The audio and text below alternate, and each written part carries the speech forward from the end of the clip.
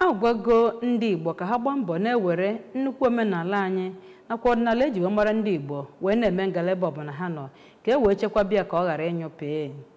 Chief Patrick ọzọ onye bụ ọkammụta n'ọmụmụ Environmental Management and Toxicology ma bụrụ onye ji United States nakwa Canada wee mere ọnọdụ gosipụtara mwute ya nye ihe ọ kọwara dịka akparamagwa gbasaghị nke ndị Igbo nye asụsụ omenala nakwa ọdịnala ha ma kpọọ oku ka ama a ga-eji wee kwụsị ụdị akparamagwa dị otu a. Onye ọla anyị bụ Abụchi Nwaọzọ kọrọ akụkọ a n'uju dịka o si wee gaa.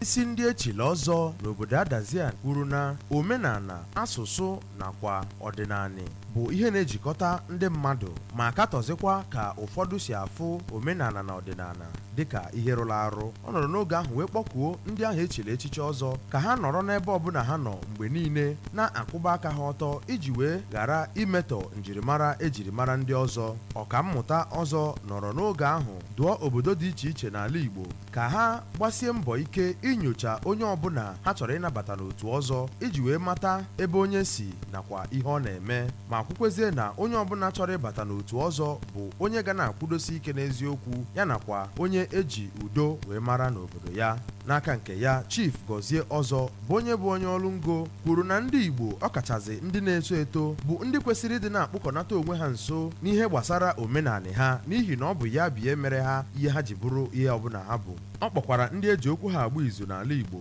ya nakwa ndị oji ego achụ ego ka ha nyere aka iwepụta ọlụ dị iche iche iji wee nyere ndị ntorobịa aka wepụ uche ha n'ihe gbasara mpụ ma chetekwaziere ndị okenye dị iche iche n'obodo ha ka ha gbaa mbọ fụ na ha na-agbaziri ndị ntorobịa na-eto eto ọnụ. Injinia Ọzọ kpọrọ okwu ka ndị Igbo mụta ka esi ekwu okwu n'otu olu.